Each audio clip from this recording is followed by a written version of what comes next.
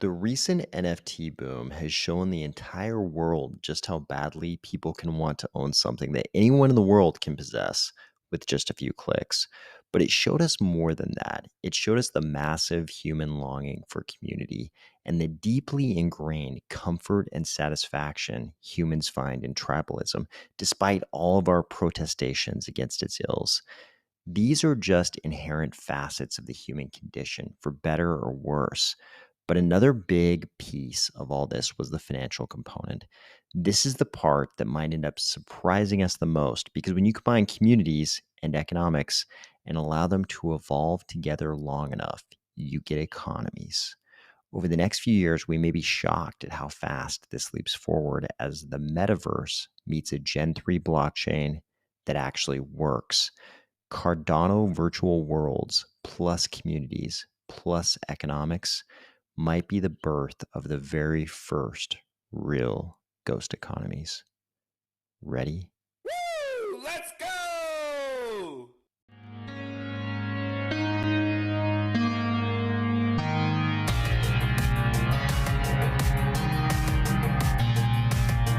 Today, we are going to discuss the first revealed details on the economic aspects of the Cornucopias virtual lands, which will go on sale sometime in the near term. A U.S. federal circuit court that just decided to rewrite administrative law all on its own, and what this might mean for crypto. Cardano at Consensys, a new explainer on world mobile Airnodes, and the Cornucopias NFT to tree test cell. If you like participating in commerce dressed up as a ghost who's afraid the sun might come out even at night, or if you're finding value in these videos each weekday, please consider delegating to the Army of Spies stake pool, ticker AOS. Cornucopias dropped this article: a glimpse of virtual land in Cornucopia's Cardano metaverse. And this glimpse includes some details about how a person might actually be able to make some money inside the Cornucopia's virtual world. This is important. We've had a lot of examples of the community building power of blockchains recently in the form of NFTs. It's always kind of existed. It's always been sort of a community membership token, owning even a base layer token. I'm a Bitcoiner. I'm a part of Ethereum. I own Doge. Whatever it is, it's always been a badge of membership, and NFTs haven't been any different. NFTs have been little micro communities, sometimes pretty big communities, sometimes a tiny amount of investment would open the gates of that community to you. Sometimes it's a gigantic investment, sometimes something only for the very rich and or famous. But what we've seen so far, and there have been exceptions, of course, but what we've seen so far is that these communities have had this financial component, but the financial component has mainly revolved around buying, selling, purchasing the membership in the community itself. And there's been a lot of trading of these, emblems of membership in these little communities of varying sizes. The NFT markets have been busy and vibrant and really interesting to observe. But I think crypto might be ready to move on to the next step where not only do we have these communities where you can buy membership, but where there's also a way to make money. After all, if Peaky Blinders didn't involve revenue, it would just be a very violent hat club. What could be coming may be like community on steroids. Right now, people they love being a part of these NFT communities where basically all you can do is buy, sell, trade, and hold the emblem of membership in the community. That's pretty much all you can do. Sure, a bunch of them have metaverses now, and there are ideas about things happening, but by and large, right now, all you can do is sort of trade those membership tokens in the community. People love it because there's always this hope and dream that the membership token in the community will become worth a gigantic amount of money one day. But if you ask yourself, would I join the Peaky Blinders if they were just a hat club that went around getting in fights with other hat clubs? Maybe, maybe not. For sure, some of you would. Probably some of you would, but not everybody would. But the second you say, okay, in Peaky Blinders, everybody has a job and you actually make money and you also get in fights with other clubs, then it becomes a different thing. This is a very different kind of community. When all of a sudden there's revenue, when there's actual cash flow going on, things become very different. Right now, there's this hope and dream of that happening for a lot of people in NFT communities. They hope the membership in the community becomes worth a lot of money one day, and maybe they sell it, maybe not. But when there's actual cash flow, real-time cash flow inside the community, I think we're looking at very different types of communities. And that might be coming. In addition to giving information specifically about the virtual land in Cornucopias, this is actually a pretty good article about virtual lands in general as well.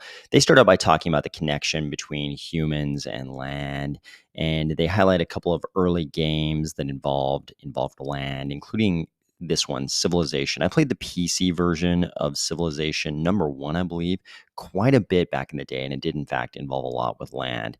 Then they go through and give us a little bit of a history on some of these gigantic virtual land purchases, like the Fashion Street Estate Decentraland sale for 2.42 million. There was a Genesis plot in Axie Infinity that sold for 2.33 million, and Sandbox parcels ended up averaging 14,800. So obviously quite a bit of money in virtual lands already. Then they explain exactly why they chose the Cardano blockchain and why the Cardano blockchain is so great for metaverse projects. Then we get down to this specific information about the virtual land parcels in Cornucopias. First off, they tell us while the final details of what is doable with Cornucopias land CNFTs are still being developed, so be aware they're still figuring everything out. We don't know everything, but we do know some things. First of all, they say once fully released, Cornucopias Cardano Metaverse will consist of 12 themed zones. This is more than I knew about. Maybe they've already announced this at some point, but I knew about the Life on the Farm zone, the Wild West zone, and the third zone that in the past was called something like Age of the Samurai or some kind of, it seemed like a feudal Japan zone. And it looks like that's been recharacterized and renamed. We'll get to that, the recharacterization of that zone in just a second. They also say that these 12 theme zones will be housed within immense domes, silently suspended in a vast digital sky by advanced technology. This is also new information for me. I knew that we would have personal domes and there would be custom domes, but it was a little bit unclear to me where the themed zones would live. Would there be like one big planet and all the themed zones would be together on that one planet? Looks like that's not the case. They'll actually each be within their own gigantic domes. So the theme zones will also be within domes, just kind of hanging there in this vast digital sky. They say each themed zone is composed of a number of land sectors, which can be further divided into a preset number of districts. Cornucopia's first land sale will focus on district land plots, which will be available in one of 3 themed zones: the Life on the Farm zone, the Wild West zone, and the Eastern zone. So it looks like the Age of the Samurai zone or Feudal Japan zone, whatever it was called before, has been recharacterized as the Eastern zone.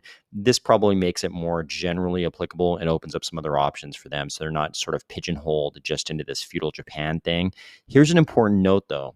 Wild West zone and Eastern zone will not be playable in the first game release. So it looks like if we buy district land plots in either of those 2 zones, they will not be playable in the first game release. The only zone district land plots from these 3 zones that will be playable will be the Life on the Farm zone plots. So if we buy any of these other ones, the Wild West zone plots or the Eastern zone plots, we're going to have to wait a little bit longer. Now we get into this all-important economic piece. What are the potential scenarios under which there will actually be cash flow out of these land parcels? That's what we really want to know about here. They say districts are the main community-driven hubs of Cornucopia's Cardano metaverse, where players will be able to establish a residence and socialize with their Cornucopians. Okay, great. We kind of expected all that. Here we go. District land plots are where all the early action will be. You'll be able to trade your wares, quest for new materials, and craft unique equipment NFTs to use while adventuring. These are good. These are like highly game-centric functions. You know, you may or may not have these in your typical virtual world metaverse project. These are more game-centric things. Trading wares, questing for new materials, crafting unique equipment NFTs. These are pretty game-centric. I like this.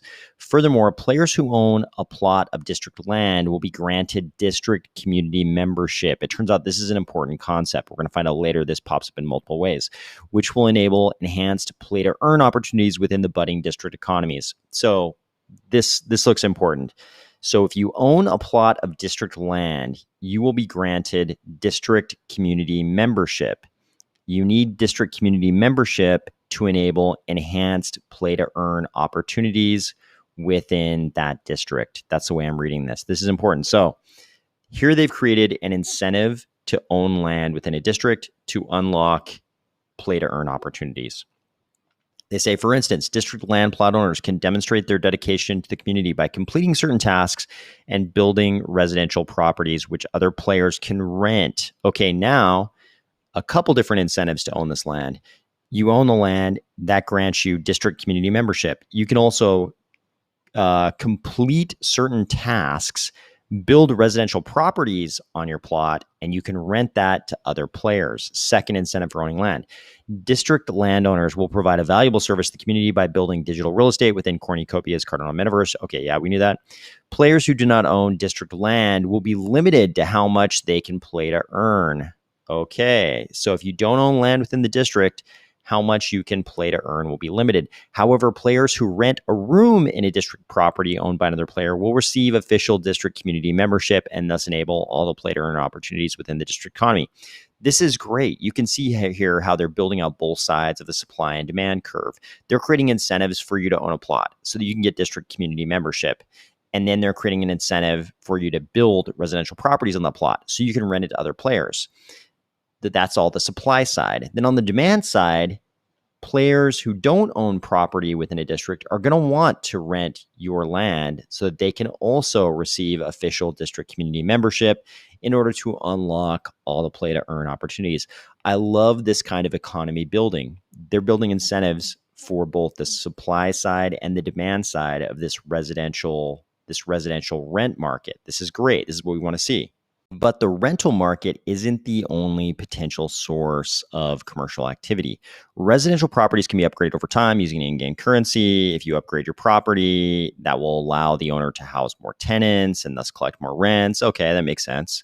But they say naturally district land plot owners will not be limited solely to residential properties. Landowners will have the option to build merchant shops where they can conduct business, like selling commodities to buyers in need of a specific resource. This is reminiscent of some of the previous comments we've seen out of Cornucopias, where they mentioned that you'll need certain resources to build out things like your house in your own personal bubble. So here we see if you own zone property, you can build merchant shops to sell commodities to buyers in need of a specific resource. This makes sense. They say landowners will also be able to build workshops where players from all across Cornucopia's Cardano metaverse will be able to craft or repair their in-game assets. So it looks like two different things here. Merchant shops where you can sell commodities, and workshops where players will be able to craft or repair their in-game assets. As you would guess, there's also an agriculture component. You would be able to surmise this from the name farm life. What was it called? Life on the farm. Life on the farm, you obviously need agriculture for there to be life on the farm. They say, additionally, once a district land plot is properly built out, owners will have the option to create a farm and invite other players to tend the land and participate in Cornucopia's metaverse economy. I think you could interpret this a couple different ways, a couple different labels you could possibly put on this. These could be, it's unclear whether these would be like sharecroppers or more like hired ranch hands Definitely one of those sounds better than the other. So for now, I'm going to go with hired ranch hands. They say, in short, district landowners will be the small business owners and digital job creators of Cornucopias Cardano metaverse. That sounds great. So we've got multiple sort of different markets here. We've got sort of this residential tenancy market. We've got this commodities market that's going to be happening in the merchant shops. And then we've got this crafting and repairing of in-game assets in the workshops. And we've seen them before sort of demo to us what a blacksmith shop might look like. In fact, I think this is one of the more built up examples of a blacksmith shop. In fact, I think that's the one that says blacksmith right on it. But then you've also got the agriculture thing. And we've known for a long time that if you had a farm, you'd be able to invite other players onto your land to help take care of the agriculture. So this is good. We're seeing real sort of markets being built with incentives for actors to do their thing on both the supply and the demand side. I'm really excited and curious to see how this all plays out in practice, especially with this official district community membership thing. I could see this game creating not just sort of like one in-game economy, but a bunch of these little micro economies through localism within each of the districts. This could get really interesting, guys, and I'm excited to see what it looks like when everything's up and running. This week, the U.S. Fifth Circuit Court of Appeals delivered their opinion in a case involving the SEC. And on the morning that they delivered this opinion, they decided they would go ahead and surprise a lot of people. So federal agencies like the SEC have these things called ALJs, administrative law judges. They're not normal judges. They're not a part of the normal court system. They pretty much just work for the SEC. In these types of cases, it's a very bizarre circumstance, though, because the SEC is sort of in the role that you would probably call like the prosecutor. Like you have some case before one of these ALJs, and it's sort of like the SEC is the prosecutor, and they're also the judge. So it seems pretty unfair to a lot of people. And they can't do everything that a normal judge can do. They're administrative law judges, not normal judges, but they can do things like force you to pay fines. So in this case, we can see the petitioner, the person bringing this case, that's this party right here, George R. Jarkissi and Patriot 28 LLC. In this case, they went before an ALJ and they were ordered to pay a civil penalty of $300,000. And the entity Patriot 28 was ordered to disgorge nearly $685,000.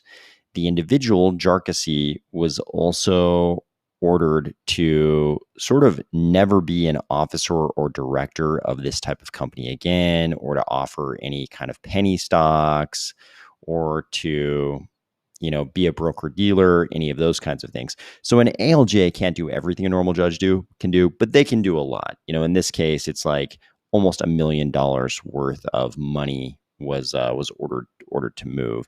And they can also issue these cease and desist orders. So they can basically tell you to stop doing what you're doing. So they can do quite a bit. And in this case, of course, the petitioner, the entity, and the person, they were sort of saying, hey, they had a bunch of different complaints, but the important complaints here are the ones that the Fifth Circuit Court of Appeals ruled on. Don't worry, we're not going to get into too much technical detail here because I know that bores a lot of you to death. So we're not going to go too deeply on this, but we're going to hit the high points. So if we scroll down here to page 30, we can see the court's holdings, which were number one. We're just going to cover the two big ones here.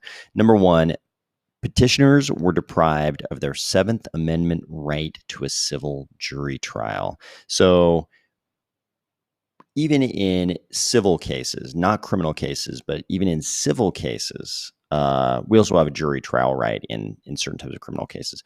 But in certain types of civil cases, you also have a right to a jury trial in the Seventh Amendment. Here, the petitioners were saying, hey, we were forced to go before this ALJ judge. We think we deserved a right to a jury trial. And the Fifth Circuit Court of Appeals here shocked everybody by agreeing. So this kind of turns administrative law on its head, because the way this all works, Congress says, hey, all of you agencies, you alphabet soup of agencies in the federal government, we're going to delegate our legislative powers to you in a way by allowing you to not pass laws, but promulgate regulations, right? So with the SEC, we have the 33 and 34 Act, and the SEC then is able, those are actual laws, and then the SEC is able to promulgate regulations underneath these laws.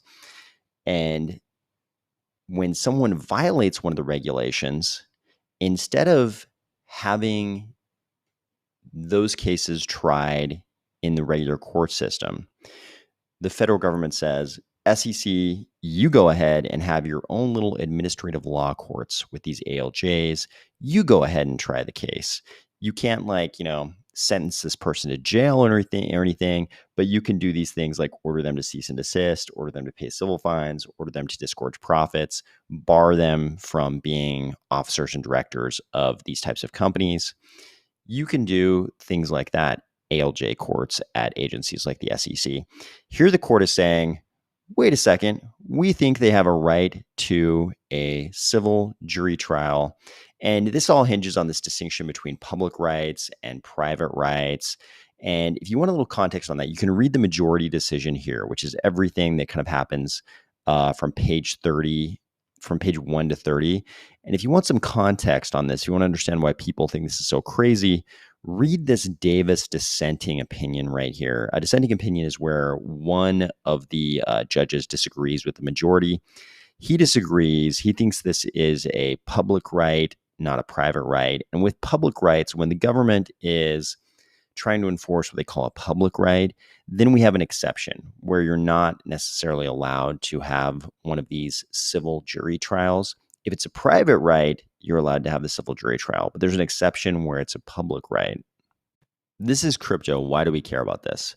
Because if every circuit court were to come to the same conclusion as the Fifth Circuit here, then the SEC wouldn't be able to enforce their regulations through their administrative law courts anymore. That would mean the SEC would have to take you to the normal court system every time they want to enforce one of their regulations. They couldn't just put you before their ALJ and then issue these orders that you should cease and desist, pay civil fines, disgorge profits, and bar you from being an officer or director. That's pretty easy. But we've seen with the XRP Ripple case that things are a little bit more difficult in a normal court of law for the SEC. That's been an enormous time suck for the SEC in terms of manpower and publicity and PR, gigantic headache. They definitely don't want to do that every single time they want to enforce their regulations. So we'll have to wait and see what happens with this. Obviously, if you're in the Gary Gensler seat, you see this and immediately you're like, appeal. So I think we'll see the SEC will not be content to let this sit. I think we'll have to see what happens with this on appeal. But, as far as the Fifth Circuit goes, this is a pretty serious upsetting of administrative law. I mean, they're turning administrative law on its head here. And in the Fifth Circuit, at least, that will apply to a wide range of federal agencies, not just the SEC. It's looking like Cardano is going to have a very healthy contingent at Consensys next month. This post says nearly 500 people have already signed up for the Cardano party at Consensys. Join the foundation, IOHK, and Emergo, plus community members to celebrate all the achievements in the Cardano ecosystem. Limited space available, RSVP. Consensys is not until early next month. It's in Austin, Texas, and 500 people have already signed up for the Cardano party. I think this is fantastic. You're probably aware that Consensys is, I think, the biggest convention in crypto, and it's usually pretty heavily associated with Ethereum. So this is going to be fantastic. I think there'll be a lot of super hardcore Ethereum maximalists who will see a large number of people with Cardano t-shirts and Cardano paraphernalia for the first time, and some of them, that'll make them a little frowny. I think the vast majority of Ethereum people will not care at all, and they'll just be happy to be at such a big crypto conference. World Mobile has dropped this explainer video on how Airnodes actually work, who might use an Airnode, that kind of thing. It's only 43 seconds long. So if you're still confused at all about what Airnodes are, check out this little short explainer video. Don't forget, today is the day. If you're watching this video on the day it comes out, today is the day that Cornucopias will hold their NFT to tree sale at 2:30 p.m. UTC. This is that test cell. They're using this cell to test out their sort of home-baked NFT minting system. Looks pretty good. I visited the website. And each NFT purchased in the cell will correspond to an actual tree planted by Veritree. So don't forget, that is going down at 2:30 p.m. UTC. I hope it is shaping up to be a great weekend for you where you're doing something fun, hopefully outside, and I will talk to you soon.